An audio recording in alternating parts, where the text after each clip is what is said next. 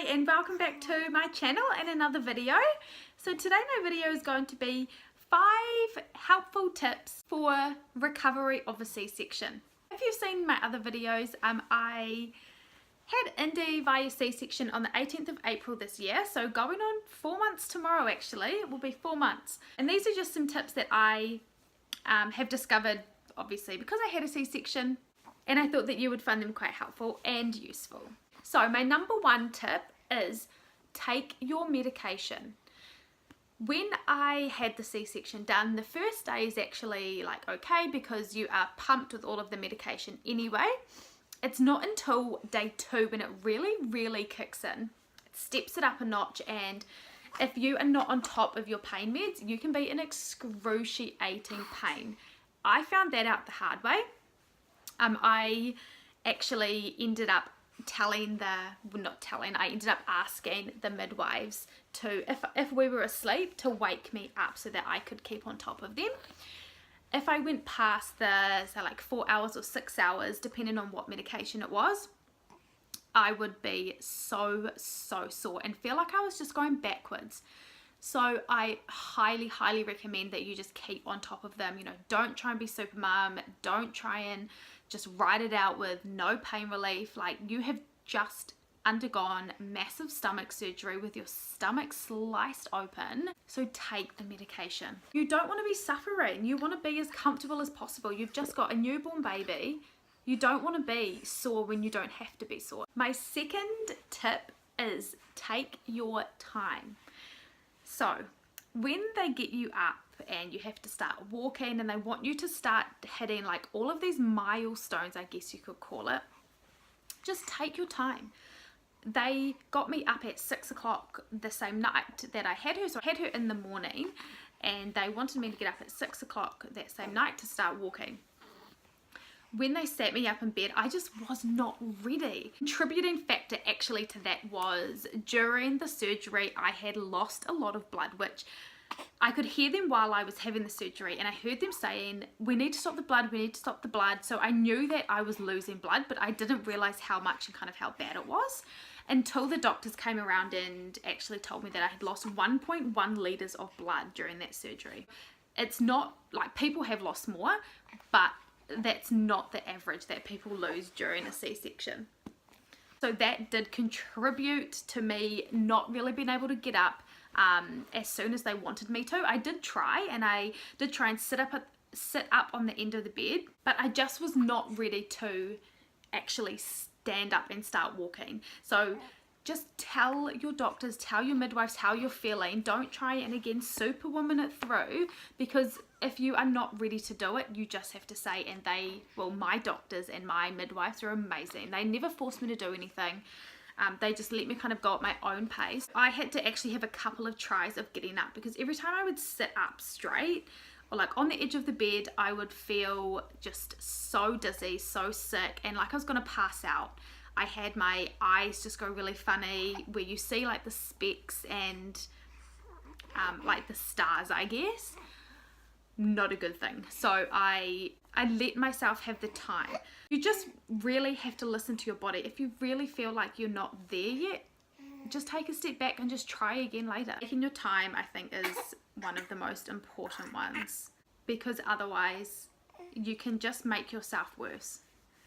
You can make your recovery longer if you're forcing your body to do something that it's just not ready to do yet.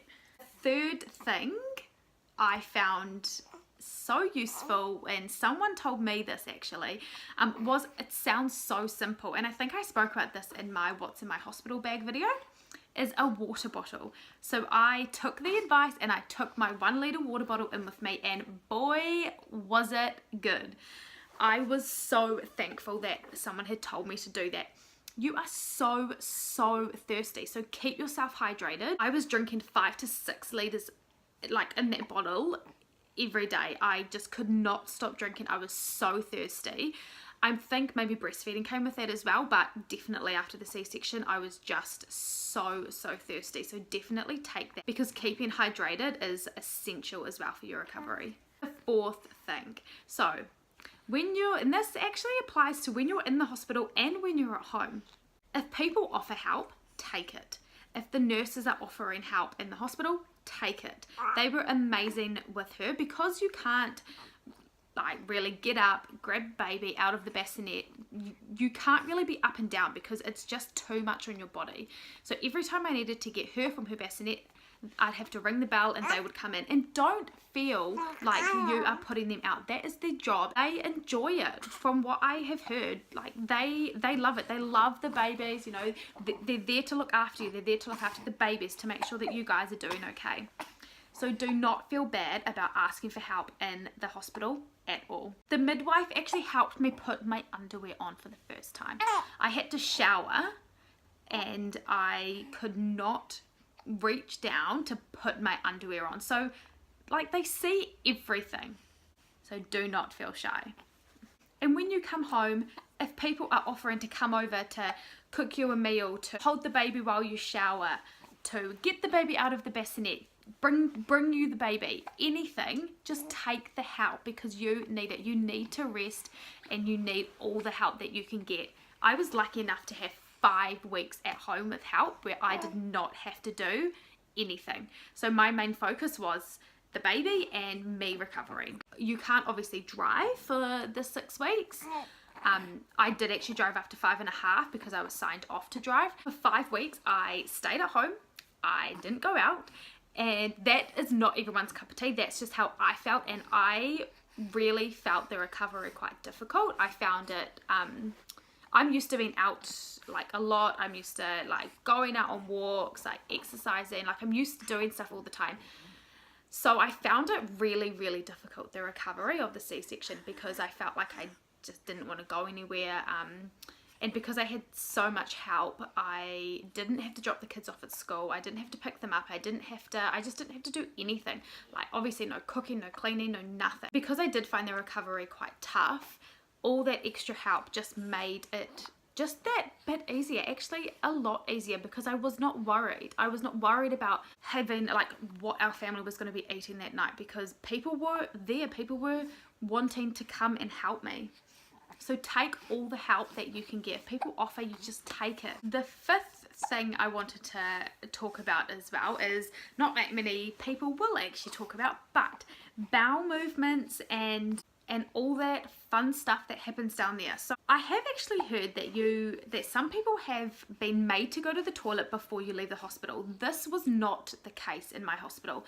In my hospital, you just did not need to poo or anything. So you did have to put a certain amount of output of wee before you left. They did want to see that like everything was working down there okay, like nothing was kind of playing up.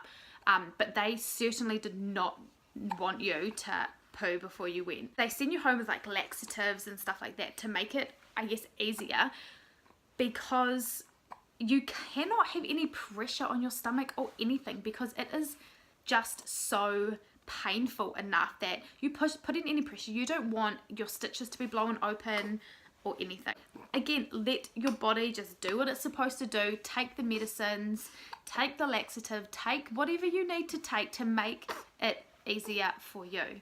On day 3 as well, the gas that comes out of your body was just insane. I guess because they've had you like cut open, and then all the air and everything that's in your body is just crazy. The gas was like day 3, I guarantee you, like please hope that you have got your own room, because you are going to be gassing up a storm. It was just like a really quick video.